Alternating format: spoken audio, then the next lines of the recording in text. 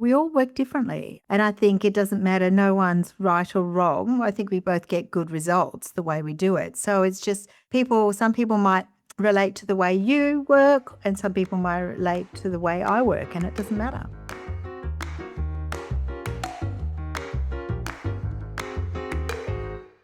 Hello and welcome to The Content Bite, a podcast for freelancers who use their words to make money. I'm Rachel Smith, a freelance journalist, copywriter and content producer. I'm also the founder of Rachel's List, a jobs board and community for Australian writers and other creatives. And I'm Lynne Testoni. I'm a journalist and content writer as well. Rachel and I are your weekly co-hosts, and every week we bring you all kinds of tips, tricks and some fabulous guests to help you make the most of your freelance business. Many writers don't realise just how much their time is worth, and we waste a lot of time doing things that can be automated.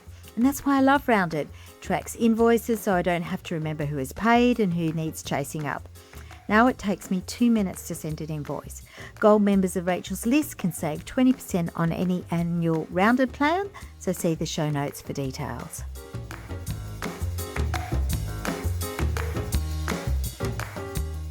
Hey Rachel, how are you? Good. Busy as always. Yes, me too. It's getting really crazy around here. So I've got a couple of huge projects coming up. So I'm doing all the prep. Yeah, it's a good problem to have. Yeah, it is. I know. But this week we're actually doing something different. It's just the two of us this week, and we're answering a question from one of our listeners. Do you want to tell us about it? Yes, it's from Stephanie, and she wrote to us asking us to do another episode just with the two of us, which we've started to do once a month. So, if you have a burning question, that's a really good way to get us to consider it for one of those episodes. But this is what Stephanie had to say. My suggested topic is making time for your business, how and why you should do it. I would love to hear how you ladies manage it and maybe some practical tips for working it into our schedules. So we're gonna Tackle do that. We're gonna tackle it. Yeah. Yeah, and I think it's interesting when we did the prep for this is that you and I have quite different ways of working. Yes. So I think that's good because I don't think we all work differently. And I think it doesn't matter. No one's right or wrong. I think we both get good results the way we do it. So it's just some people might relate to the way you work and some people might relate to the way I work, and it doesn't matter. Yeah. So why don't you start with your first sort of tips? Okay. So because Stephanie's really keen, and I think this is really interesting when you learn from other freelancers and how they do things, how they run their business. So she's really keen on how do we make time for our businesses, and how do we manage our businesses. For me, it really is about clawing back time wherever I can. And I try things a lot. I'm trialing and testing things a lot to do that. So the first thing that really works for me is finding a system that works for you in order to keep track of things.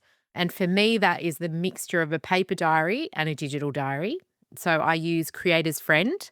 Hot tip, if you're a gold member, you get 15% off Creator's Friend. So that's just a little aside. What is Creator's Friend? I have no idea. It's a notebook brand in Queensland. Very, very cool. But it has notebooks on all kinds of things, from hobbies to future planning to workouts to actual diary, like week to a page type diaries. And you just choose the notebooks. They're quite slim, and you just choose the ones that you want to track the things that you want in your life. So in my kind of diary, I've cobbled together a training notebook, which covers all my workouts, a running sheet, which is literally just a brain dump of everything I need to do. And then I tick it off, and it's got a special thing where you can move things across if you want to move them to a different day. It's just the most brilliant thing for me to get everything done. And future planning, so you can plan your year ahead and the goals and finances and all that kind of thing. And you can put it in a folio and have all your notebooks there. And I think it works for me because every diary I've got doesn't include all the things I need. So having the chance to create this bespoke diary has been really good. And then I sort of use that in conjunction with Outlook. And so Outlook links to my calendar and everything goes into Outlook, but I sort of cover off on both. So that helps me keep track of everything. The other thing I do, everyone always asks me, how do I gather everything for the wrap up? And a really easy, quick way is I use Google Keep, and it's like this kind of bowerbird app where you can grab links, dump them into Google Keep. It syncs between all your devices. It's free, and it saves me so much time. So those are the three things. That's what works in my system to sort of keep me on track every week. Oh, wow. So I don't like paper. No. I don't use paper.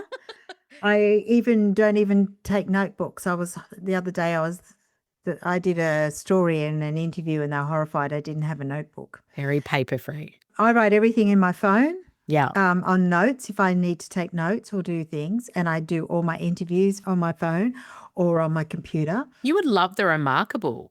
Yeah. I think. I also think you mentioned that you like trialing different things. Well, I don't. Yeah. I've got the things that work for me, but I've gone deep into them.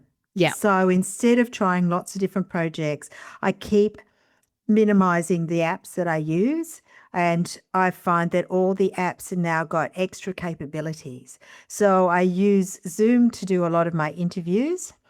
And I'm now using their transcription thing occasionally, and I use their meeting notes, whereas I used to have different apps for each of those. Yeah.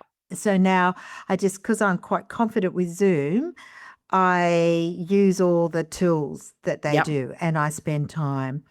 Now, I think you're talking about project management and you use Creators Friend. So I use Trello. So I have everything there. As soon as somebody emails me, about a quote or a project that they've got coming up, I do a card in Trello. I do something else for project management, but we can go into that later. Right. Okay. Yeah. So each week I know exactly what things I'm working on. And I even put things like, doing the transcriptions for that podcast, uploading scripts for all our guests, all that sort of stuff. And I also have an electronic calendar that I use for everything, and it's got everything in it. It's got all my personal stuff, like including my Pilates, any functions, and all my meetings. So everything's in one place, and I find that really helpful. And I think also you're a big fan of batching, and I call my technique salami tactics. I did love that when I saw your notes. Yeah. Salami tactics, a slice at a time.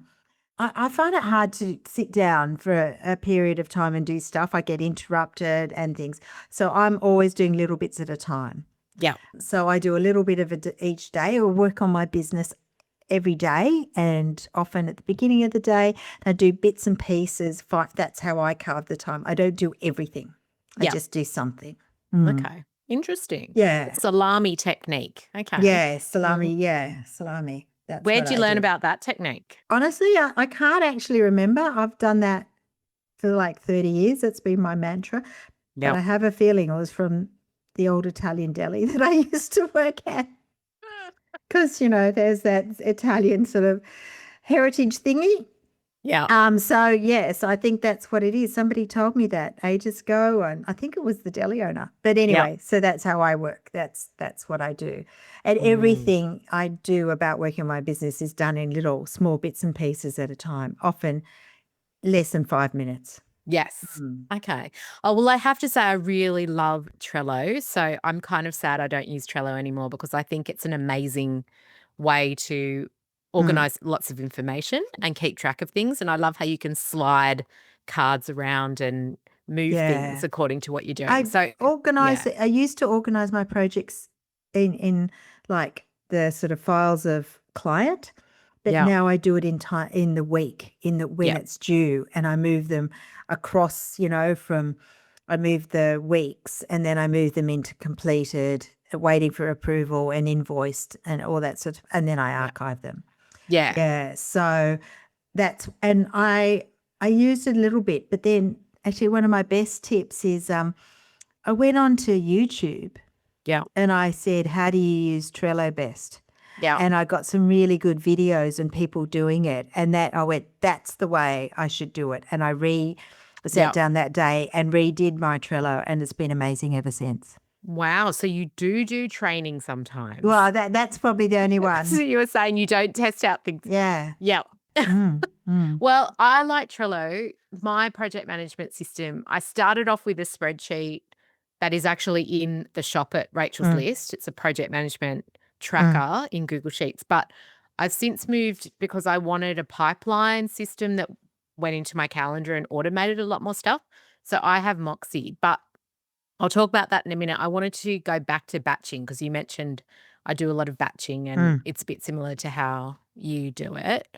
And Stephanie, I think she just works on one sort of business. So because I've got two businesses, I'm really careful how much I take on because everything has to slot into this puzzle Mm. throughout the week. And any work that I can't do, I put into the Facebook group. I always try and be booked up 1 to 2 months in advance. My big work days are set as Monday, Tuesday, and Wednesday. Thursday's a short day, but I'm always trying to pull all the threads of that day together. And I'm really kind of guard my time a lot about that because I'm working on having Friday as my work on the business day. And that's something I've been working towards for ages, ever since I hired my VA and she has a whole day off to work on her business. And I thought, wow, I never knew anyone who'd actually done that, any freelancer that had managed that. And I just thought it was such a good idea. So that's what I'm trying to do for Fridays, bit of a work in progress. I try and work on one thing at a time. So one story, one web project, web copy project or something. And the other big thing that I do to kind of plan out my week is on Sunday afternoons, I fill in my diary, fill in the running sheet with all the tasks that need to be done, and I set up work folders. And then I batch. So if I'm doing a heap of interviews for a project, I'll try and batch them all on the one day and get them all done that day. Or if I have to do a story, I'll try and do all the things for that story, including the draft, in one whole day. And then I let it breathe and go back to it. So, yeah, I don't want to chop and change too much. I don't want too many salami pieces in my week. See, I chop and change all the time. Yeah, because I can't, then I have to revisit and get back to projects and get my head back in that project. Whereas I'd rather just try and get it all done or a draft at least. Yeah. I find that switching projects keeps me fresh. Yeah. So I bring new energy each time. Otherwise, I can sort of get bogged down in the details. Interesting. I write best in the morning. So I try and do my writing in the mornings. And then I tend to do my interviews and my admin in the afternoon. Yeah. If I can, it's not always possible. A lot of people prefer to do interviews in the morning. So, but I'm, as you know, an early person. So I'm usually working from about 7 in the morning. And if I do an interview at 10, I've usually had a few solid bits of work, a few hours of writing first. I also love Austin Church's idea of Marketing Monday. So when it comes to marketing, I do a little bit every Monday and I do lots of small things frequently. That could be anything, really. It often is just replying to an email. I often update my website. I probably update my website probably twice a month with something. Sometimes it's just tweaking a couple of words that I think I should have. I also, if I have any new pieces of work, I upload them into my website and at the same time as I put them on LinkedIn.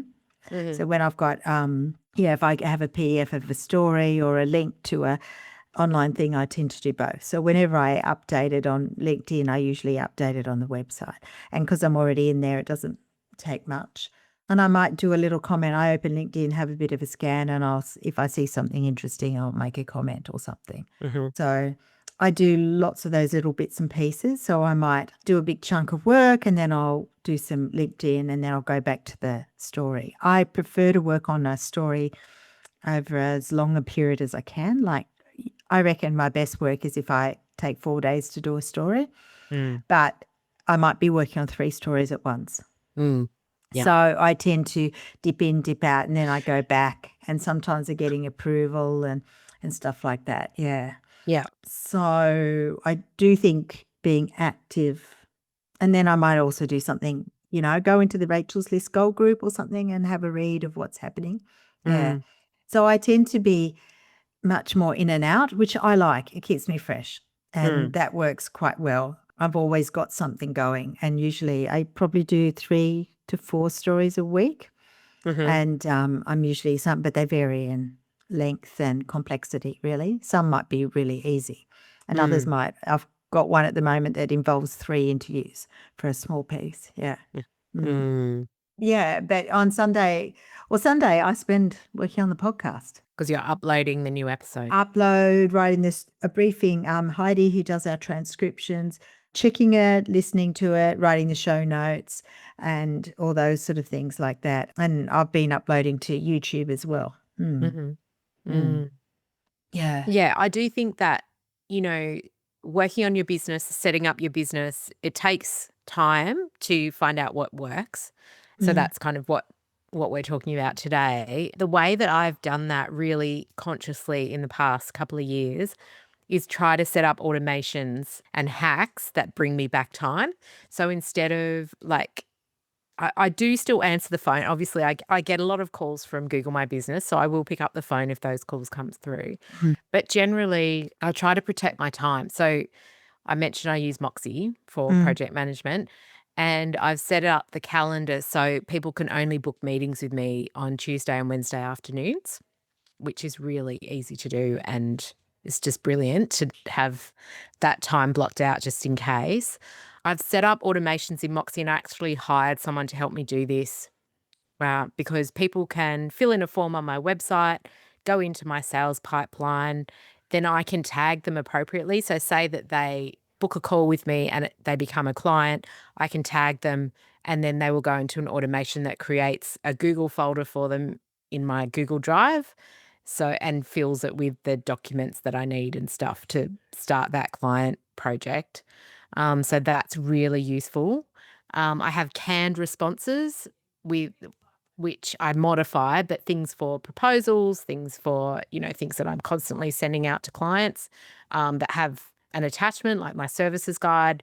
Try to reply to all leads within 24 hours or send proposals within 1 to 2 days of the call. And those canned responses really speed it up. And I use Type Desk for that, which is also a perk for gold members in the perks page if you wanted a cheaper deal on that. What else do I do? I send invoices as soon as I've filed. So I have it's so funny doing this, preparing for this episode, because I realized all the little habits and things that we do are designed to actually, kind of keep things streamlined and bring you time back. Otherwise, you'd be constantly doing, this ad hoc stuff all the time. So as soon as I file a story or do something, I file the invoice with the story or straight away after. Yeah, sometimes I do. It depends on the client. Mostly I do it the next day, or with newer clients or a bigger project, I might wait for an approval. Yeah. Or at least largely maybe they might come back with a few small changes. And and then I'll send the invoice. So the invoice might change, so you're holding off on sending it? No, most people prefer to action an invoice once they're happy with the work. Yeah.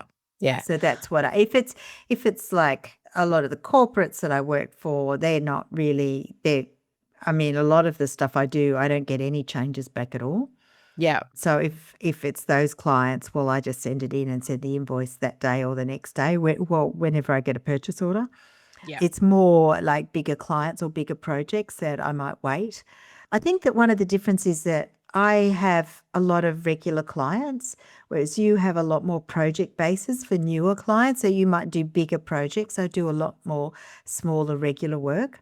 Yeah. So I probably have at any one time about 15 clients, but I might be only doing there's a trade magazine. I write at least one article a month. I usually write at least one article a month for Bunnings, and then I might do a big project for them.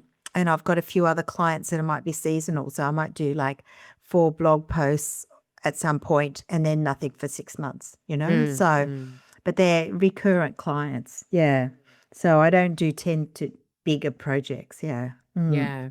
Well, I think when Stephanie emailed us, she mentioned she doesn't have time to do certain things. Like she doesn't have time to network. She doesn't have time to do trainings and all of that. So I thought it'd be interesting to talk a little bit about what we do in those areas, because we do things quite differently. But I actually do think those things are really important and are things you need to make time for, even though it's tricky. I mean, I do a lot of training and I pay for a lot of training, but I'm often watching replays like late at night when I'm putting my kid to bed on my laptop with earphones. So I have to squeeze in the training. I'm not often doing it in work hours, but I still do it. I'm currently in Nadine Nethery's Retention Lab membership. So that's another sort of form of training and trying and testing things out. But I'm really enjoying that and seeing how else someone runs their membership, seeing as I run Rachel's List. I post on LinkedIn quite a bit, but I try and do it in the morning. So you do all your writing in the morning. I find if I'm going to do a post for LinkedIn, which I'm not crazy about doing, I'm fresh in the morning. I can get the right tone and the right sort of topic, and I'll tend to do that. I've got a monthly newsletter, but I'm terrible at sending it. And I probably do more commenting on LinkedIn than posting because I read that is better for reach and engagement. So Yeah, I do a lot of commenting as well. yeah, I try and do that as more of my relationship building, but it is something I do build in, Stephanie, because I think it's really, really important. For networking, I do go to the odd big event, but I find it more valuable to meet with smaller groups of freelancers, and I probably do that once a month. And it's all about unpacking business problems and then having lunch or something like that. So yeah, that's really how I do face-to-face type stuff, networking. Yeah, I do. I do go to a lot of functions. I don't really do a lot of training per se. I do more industry events. Yeah. So I go to a combination. I do the odd sort of freelancer thing, but most of the events that I do are within my niche of Yeah. design and architecture. So, and then I guess I'm learning different things. I'm learning about, because the sort of things I write about are things like homeware and interior trends, new products, product development. So that's probably, it's a different type of training, but Yeah. I feel like it's really important for me to be right on the edge of what's happening. Like at the Yeah. moment, I mean, every year I'm going to say I'm going to do this, but one year I will go to Milan to Yeah. the Salone Mobile, Oh my God. which is Lovely. just finished, and pretty well a lot of clients and a lot of industry friends of mine went.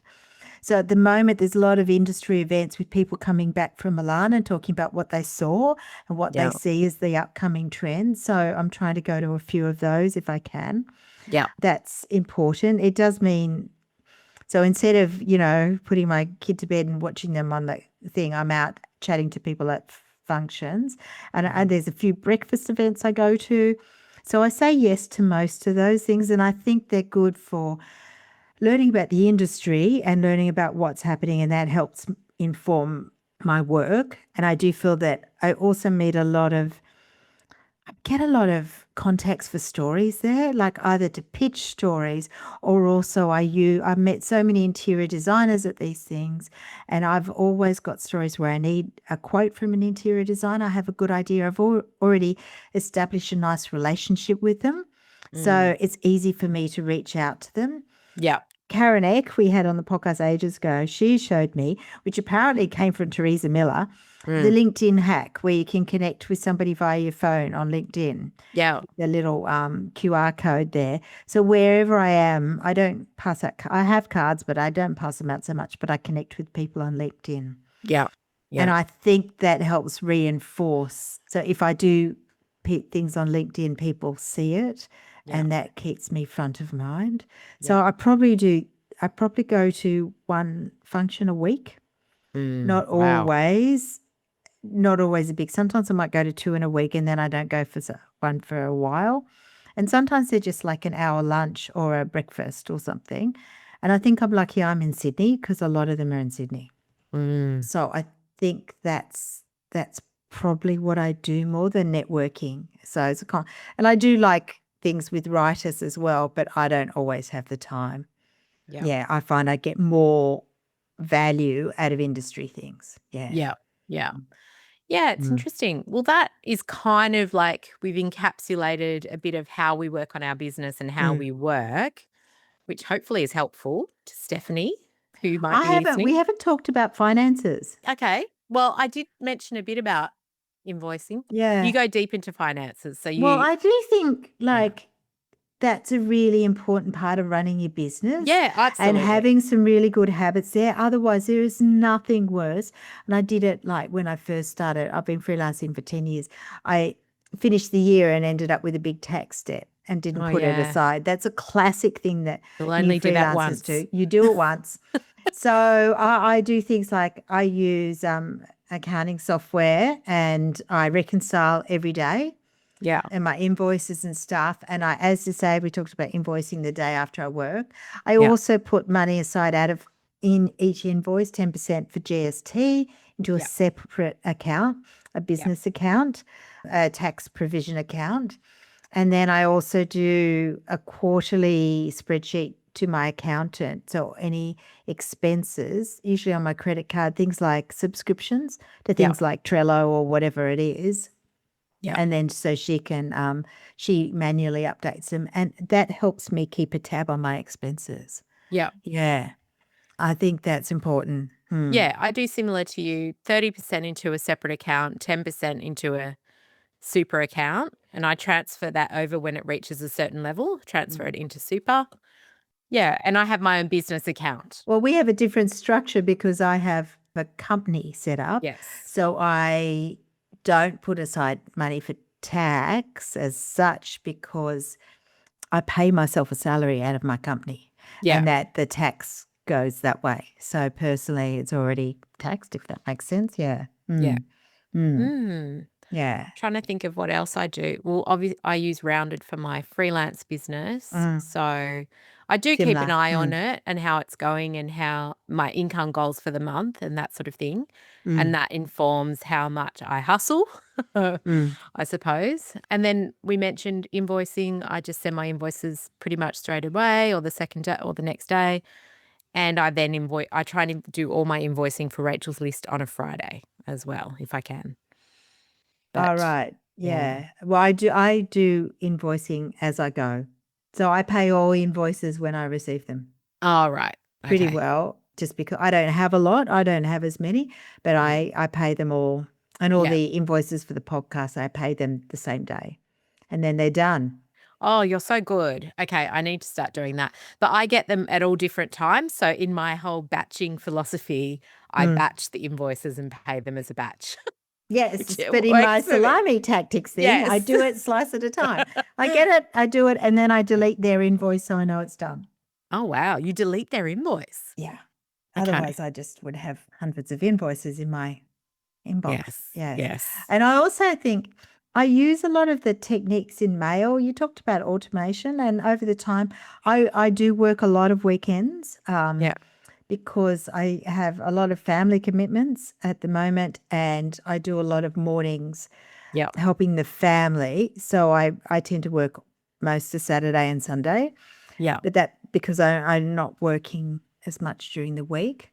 Yeah. So I do batch, well, I do all my emails, all my work, and I send it off. I use the schedule in mail to send it all at 8 a.m. on the Monday because I I don't love really that. want to answer Yeah. emails, but I like the time. And I also use the follow-up thing in mail as well. So if somebody hasn't replied to me in 3 days, it pops back up in my inbox and asks Yeah. me if I want to follow up, and I do.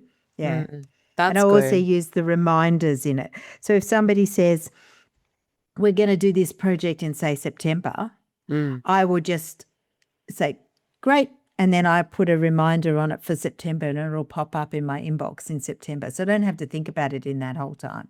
It just pops up and I go, how's that project going? You're still on track or something, Yeah. something minor. So ultimately, I think all these little habits kind of save you time and it's kind of about learning out what works for you, I think. But do we have any final tips for Stephanie?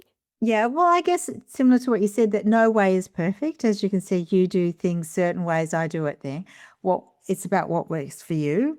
I do think, this is just me, I think you're different here, but I do think before you go buying the next clever online tool, look at the tools you know and use and see. That was a tip that somebody gave us on the podcast years ago. Look at the tools you already use and see if they can do things. I mean, Zoom has a lot of capabilities that I didn't realize. I think if Yeah. you're already using Canva, you can use a lot of their AI tools.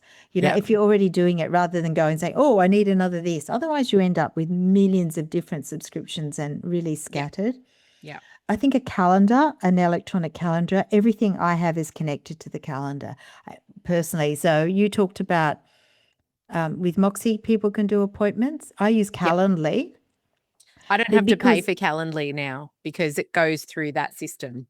Oh, right. It's Yeah, like I use built in. Calendly. I just use the free one, but because everything's in my electronic calendar, it's clear when it is. Yeah. Like I've got all my appointments and everything. The Yeah. other thing is a good financial package, like software. Yeah. We both use really good software. I love Rounded, and I just think sending invoices and tracking it, and it makes you look so professional. Yeah. I Yeah. think use all those tools.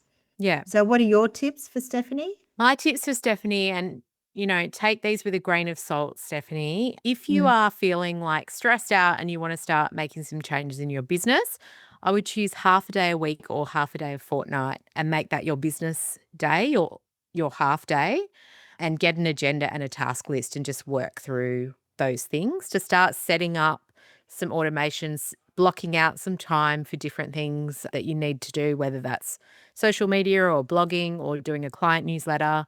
That would be the time. I think we would probably both agree on this. Choose one in-person thing to go to per month, non-negotiable. And that could be meeting a freelancer for a coffee, going to an event, going to a lunch. We both love a lunch called Collaborate Women.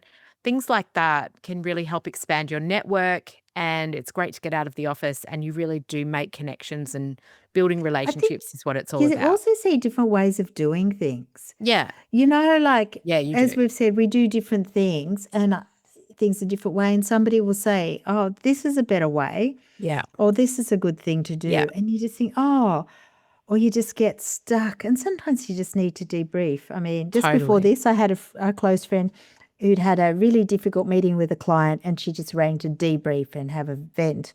And I Yeah. think we all need to do that too. And you can sometimes do that. Sometimes you think you get caught up in stuff that isn't important. Yeah. Yes. So get out of the garret and do one in-person thing a month. Yeah. And the other thing that I would say is choose 2 things per month to automate so that you can get more time back, if you don't do that already, because I honestly Yeah. just think it will really help. Yeah. Yeah. And things like, there are quite a few ways. And use the tools that you have. Like, Yeah. it's amazing what you can automate in your mail or in your accounting software or whatever, schedule stuff. Yeah. Yeah. Mm. Okay. Well, that brings Fantastic. us to the end of the podcast this week. Wonderful. We're back again next week with another exciting guest. Yes. Yeah, and we're tackling some really good issues coming up. Yeah. So if you want us to do another episode with just the two of us and you want to send us a question, you can email it to hello@thecontentbite.com and we will come back to you. And there's also even a form on our website to pitch something. There is. That's right. Yeah. Yes. So do that as well. Okay. Fantastic. All right. Okay. Thanks for See listening. you. Bye. Bye. Thanks again to our wonderful sponsors, Rounded, easy accounting and invoicing software that helps freelancers run their business with confidence. And don't forget, if you're a gold member of Rachel's List, you can check your welcome emails for an exclusive discount code on the annual subscription rate. You can also find it in the private Facebook Gold group, or just contact us at hello@rachelslist.com.au.